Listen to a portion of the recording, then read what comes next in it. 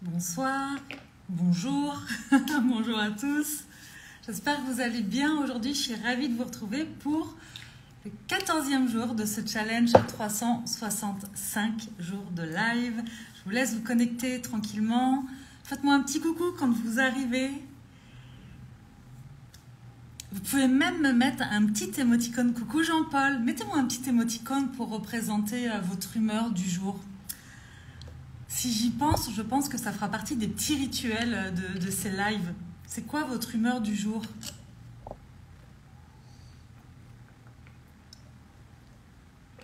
Merci Seb.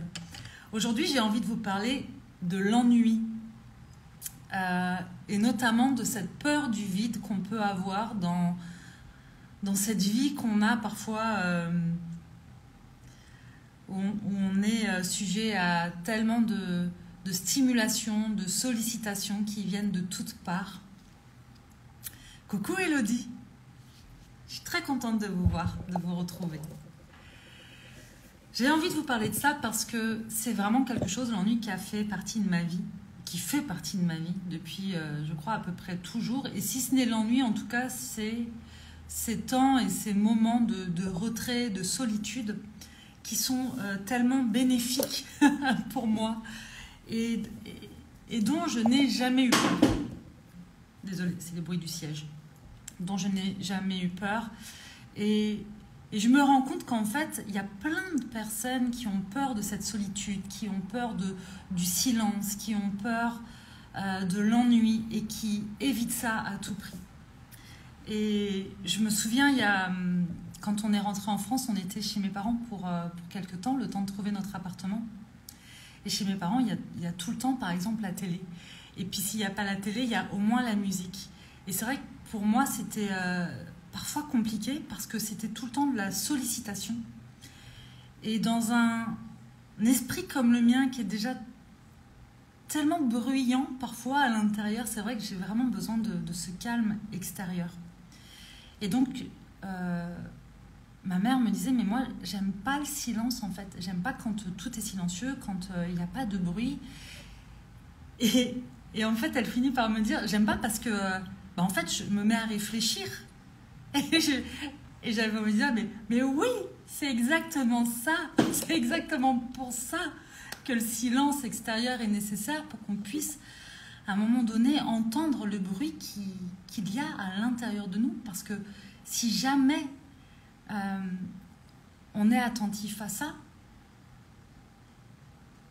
on passe à côté de soi en fait. On passe à côté de soi et on ne comprend pas pourquoi on est nerveux, pourquoi parfois on n'est pas bien, pourquoi... Et c'est tellement précieux, l'ennui. Peu importe où on en est sur notre chemin, peu importe qu'on œuvre chaque jour pour être aligné, ce qu'on appelle être aligné à son énergie, à ses rêves, à ses objectifs, à ses valeurs. Tous les jours, on est en lien avec le monde extérieur. Donc tous les jours, en tout cas très régulièrement, on se désaligne. C'est normal. On se décentre. C'est normal. Et c'est d'autant plus important, justement, de venir remettre de la conscience sur soi, à l'intérieur de soi, justement pour tous les jours réajuster. Qu'est-ce qui se passe à l'intérieur de moi là? Qu'est-ce qui se passe dans mon corps? Est-ce que c'est agréable? Comme l'exercice que je vous ai fait faire hier, en fait, comme la pratique d'hier. Est-ce que c'est confortable? Est-ce que c'est pas confortable? Est-ce que mon corps a besoin de quelque chose? Est-ce que moi j'ai besoin de quelque chose? Où j'en suis là? Et c'est parce que chaque jour, on va prendre un temps pour soi, justement pour créer du vide à l'extérieur et être à l'écoute de ce qui se passe à l'intérieur, qu'on va justement pouvoir à chaque fois réaligner ce qui est déséquilibré ou ce qui se désaligne, en fait. Et ça, on ne peut pas le faire si on passe notre temps à combler ce vide parce qu'on a peur de l'ennui et parce que ce vide nous fait peur. On ne peut pas le faire si on a peur de se retrouver avec soi-même, si on passe notre temps à nous fuir, si on passe notre temps... Et c'est normal, puisque c'est quand même pas ce qu'il y a de plus confortable. Et Encore une fois, on est calibré pour être dans le plaisir immédiat, tout de suite, maintenant. Donc entre, tiens, je vais faire du vide à l'intérieur de moi pour aller voir ce qui se passe. Oh là, j'ai une émotion, oh là, j'ai un inconfort. Et tiens, et si je regardais une petite série Netflix en bouffant du chocolat, forcément, il y a une... Si on n'y met pas de la conscience, le choix, il va être vite fait. Mais encore une fois, tout dépend de ce qu'on attend de la vie, de sa vie, de soi et de ce qu'on a envie de faire de tout ça, en fait. Et donc, pour ça, c'est hyper important donc de mettre de la conscience sur toutes les fois où, tiens, je suis en train de ressentir une émotion et du coup, je me retrouve comme par hasard en train de scroller sur Instagram. Parce que je suis en train de ressentir une émotion où j'ai envie de fuir. Ou tiens, je suis en train de ressentir une émotion qui est inconfortable, donc je vais manger. Je vais ressentir une émotion inconfortable, donc je vais, je sais pas, ça peut être créer du conflit avec quelqu'un, par exemple, regarder la télévision, enfin bon, bref, tout et n'importe quoi, tout ce qui va faire qu'on se décentre de soi et qu'on ne va pas avoir à vivre cette émotion parce que, encore une fois, on oublie qu'on a exactement ce qu'il faut en nous pour pouvoir traverser ça et pour pouvoir recréer l'équilibre. Encore une fois, je vous le dis, je vous le redis, et franchement, pendant ces 365 jours de live, vous allez m'entendre le dire plusieurs fois. Vivre, c'est expérimenter. Expérimenter, c'est créer du mouvement dans nos vies. Le mouvement, c'est la vie. Et on est cyclique. Donc, pour chaque chose inconfortable, on va avoir l'autre côté de la pièce qui va être de l'inconfort. Et c'est complètement OK, en fait. Mais en choisissant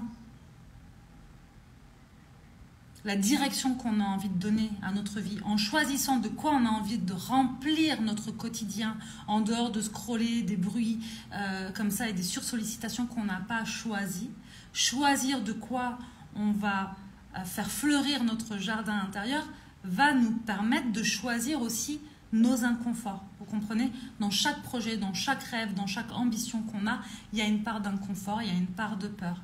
Donc, faire le choix de ça, c'est faire le choix aussi de ces inconforts-là qui vont être OK pour nous parce que le choix, le rêve et tout ça va être tellement fort, va nous faire vibrer tellement fort que la part d'inconfort, elle est OK.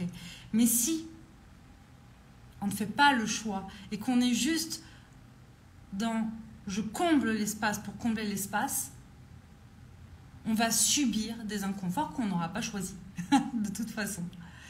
Et pour choisir et rester aligné à nos rêves, à nos objectifs, à ce qui nous fait vibrer, ça demande d'apporter de la conscience sur ce qu'on vit à l'intérieur de nous au quotidien. C'est d'apporter de la conscience sur « Ok, là, je suis fatiguée. Là, je suis épuisée. Qu'est-ce que je peux faire pour me soutenir ?» Coucou Nadège. Qu'est-ce que je peux faire pour me soutenir? Tiens, là, je suis en train de vivre une émotion qui n'est pas géniale, qui est en train de coincer quelque part. Ok, qu'est-ce que je peux faire pour soutenir mon corps, pour soutenir mon mental, là, pour traverser cette émotion? Et ça, c'est vraiment important. Il y a Sébastien, par exemple. Sébastien, c'est quelqu'un qui a beaucoup de difficultés, qui ne vit pas très bien le fait d'être seul. Qui ne vit pas très bien le fait d'être seul. Et lui, il peut être avec du monde et partir comme ça dans sa tête et s'évader. Moi, quand je suis avec du monde, je suis attentive à tout, en fait. On a deux profils qui sont complètement différents. Donc, en fait, si je suis avec du monde trop longtemps, si je suis stimulée trop longtemps, je vais commencer à être nerveuse, en fait. Et c'est pour ça que ces temps de rien, ces temps de silence, ces temps où je dis, tiens, je rentre dans ma grotte, ils sont hyper importants parce que c'est ce qui me permet de recharger les batteries, de me ressourcer et de faire un point avec moi-même. Alors, si vous connaissez un peu l'Human Design, ça, par exemple, je suis projecteur et c'est vraiment quelque chose qu'on retrouve chez les projecteurs, ce besoin aussi de rentrer dans sa grotte, là, pour recharger les batteries, puisque le projecteur, comme il a une énergie qui est limitée dans le temps, eh bien, et qui ressent beaucoup les autres, eh bien, quand je vais être avec du monde, je vais avoir l'impression d'avoir beaucoup d'énergie parce que je suis stimulée, parce que j'aime nos conversations, j'aime partager du temps. Mais si je ne suis pas attentive à revenir à moi, eh bien, je ne vais pas me rendre compte que là, sur l'instant présent, hop, stop, je suis en train de dépasser une limite là. Et avant même de dépasser la limite, j'ai besoin de me retrouver avec moi-même. Donc, j'ai envie de vous dire, les amis, que peu importe que vous aimiez ou pas être seul, que vous ayez peur ou pas de la solitude, du vide et de l'ennui, affronter cette peur-là, ça va vraiment vous permettre de faire des points réguliers avec vous-même. On dit souvent que la communication pour créer du lien et de la relation avec les autres, c'est hyper important. Mais je crois que c'est hyper important aussi, et peut-être même avant tout, de savoir communiquer avec soi-même. Coucou Charlène, avec soi-même. De savoir se faire de la place à soi-même. De savoir être à l'écoute de soi-même. Et pour ça, il n'y a pas mieux que le vide. Pour ça, il n'y a pas mieux que le silence et que la solitude. Alors bien sûr, il y a une grande différence entre la solitude qu'on choisit et la solitude qu'on subit. Et je crois que c'est important de se choisir dans cette solitude-là et d'aller se rencontrer dans l'ennui, parce que l'ennui apporte tellement de richesse. Moi, je crois que c'est dans les périodes d'ennui les plus mortelles parfois que mes plus grandes idées sont là, que mes plus grandes inspirations émergent et prennent naissance. Voilà, je crois que c'est ce que j'avais envie de vous partager pour aujourd'hui. Je suis curieuse de savoir comment vous vivez l'ennui, comment vous vivez le vide, la solitude, le silence. Partagez-moi ça en commentaire, je serais vraiment ravie de le savoir et de vous lire. Et si vous avez envie de partager d'autres choses, allez-y, allez-y. J'espère que ce live... J'espère rien en fait. Faites-en ce que vous voulez. Et partagez voilà, ce qui a vibré pour vous, tout simplement. Je me réjouis d'avance de vous retrouver demain. Je vous souhaite une très belle journée. Prenez soin de vous. Et puis voilà. Ah, alors, désolée, j'ai une question. C'est vrai que je ne vous laisse pas le temps. En fait, il y a toujours un petit décalage. Charlène, quand on n'arrive pas à faire le vide, est-ce qu'il faut créer l'ennui? Je dis ça car je remplis toujours mon temps. Très bonne question, Charlène. Ok. Je prends 5 minutes pour répondre à ça. Enfin, quelques minutes pour répondre à ça. Tu sais, si on ne crée pas du temps avec soi-même, on est très très vite sollicité par plein de choses et notre agenda se remplit très très vite de plein de choses. Et du coup, si ça ne fait pas partie de tes habitudes, de te prendre du temps pour toi, effectivement, il va être hyper important de te créer des temps, des espaces dans ton agenda pour ça. Des temps de silence, des temps de rien en fait. Et je sais que c'est pas toujours si simple parce que par exemple, alors moi j'adore l'ennui, j'adore le rien. Je trouve que le rien est l'activité la plus enrichissante qui soit, mais vraiment, la plus constructive, la plus enrichissante. Dans ce rien, on grandit tellement, on apprend tellement à se connaître. Mais même moi, qui adore ça, je me surprends, si je ne suis pas attentive, à combler ce rien par très vite scroller sur Instagram sous prétexte, par exemple, que ça fait partie de mon travail, d'aller répondre aux questions, de communiquer sur ce qu'on fait, etc. Enfin, voilà. Sauf que pour, je sais pas moi, 5 minutes où je vais répondre aux questions, peut-être que si je fais pas gaffe, je vais passer 20 minutes juste à scroller sur Instagram. Vous voyez? Et mon temps est rempli. Et donc, entre ça, ce qu'on prépare, les temps où je suis derrière le PC, les moments avec l'extérieur, en fait, si je ne fais pas gaffe, coucou Laurence, je suis contente de te voir en live. Si on ne fait pas gaffe, eh bien notre temps, il est pris par l'extérieur et par toutes les sollicitations extérieures. Et puis, quand on se retrouve avec soi-même, si on n'apporte pas de la conscience, hop, on continue de le remplir avec le monde extérieur. Donc oui, pour moi, créer de l'ennui, ou en tout cas, au-delà de l'ennui, parce que le mot ennui peut faire peur, mais créer du vide, prendre rendez-vous avec soi-même pour juste être avec soi-même et à l'écoute de soi et de nos besoins, bah oui, ça mérite aussi de figurer dans nos agendas. Voilà Charlène pour répondre à ta question. Alors, Limilo ou Limiloé? Je kiffe le silence et la solitude choisie. J'ai un profil de projecteur comme le tien. Oui, pour les projecteurs. Et puis ça fait partie aussi de nos sensibilités. Encore une fois, aujourd'hui, on est tellement surstimulé. Il y a tellement de sollicitations extérieures. Vraiment, c'est hyper important de savoir poser les limites avec ça et du coup de connaître nos limites. Mais pour apprendre à se connaître et connaître nos limites, il faut bien prendre rendez-vous avec soi, il faut bien parler avec soi, communiquer avec soi-même. On apprend à communiquer avec nos conjoints, on apprend à communiquer avec nos enfants, on apprend même à communiquer parfois avec nos animaux. Qu'est-ce qui fait qu'on n'apprend pas à communiquer avec soi-même, en fait? Qu'est-ce qui fait que ça, c'est toujours la dernière roue j'allais dire du caddie, du carrosse? C'est vraiment... On devrait toujours se faire passer en premier. C'est pas être égoïste que de se faire passer en premier. Et s'accorder des rendez-vous à soi pour du rien, c'est un des plus beaux cadeaux qu'on puisse s'offrir, très honnêtement. On n'a pas à se fuir. Il n'y a pas de monstres destructeurs à l'intérieur de nous qui vont nous manger. Voilà. Et oui, c'est inconfortable. Oui, c'est parfois, vraiment, ça peut faire peur. Je vis ça aussi. Il y a plein de fois où je vis ça aussi. Mais c'est justement quand c'est inconfortable que ça mérite d'être vécu et d'être vu, en fait. D'être accueilli pleinement.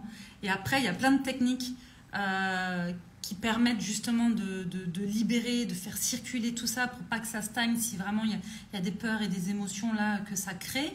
Mais encore une fois, pour faire tout ça et mettre de la conscience là-dessus, on a besoin d'être avec soi-même. Et juste avec soi-même, sans autre distraction que soi-même. Et au début, ça fait peur, mais c'est comme toute nouvelle chose, toute nouvelle habitude. C'est ce que je vous dis à chaque fois. Au début, c'est inconnu et inconfortable. Et ce qui était inconnu devient connu. Ce qui était inconfortable devient confortable. Jean-Paul, c'est un rendez-vous privilégié avec soi-même. Absolument, Jean-Paul.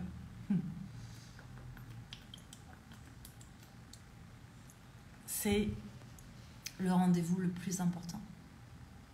Être avec soi-même. Être présent à soi-même, pour soi-même. Savoir s'offrir ce qu'on offre aux autres. C'est hyper important. Et c'est hyper important d'y mettre de la conscience et de se le rappeler tout le temps, en fait. Tout le temps, parce que c'est comme pour tout. Dans la vie, je crois qu'il n'y a jamais rien d'acquis, en fait. L'estime de soi, la confiance en soi, le temps qu'on s'accorde, la relation aux autres, le confort, la joie. En fait, il n'y a rien qui est acquis. C'est comme un jardin. Vous pouvez vous faire le plus beau des potagers, le plus beau des jardins, y semer les plus belles plantes.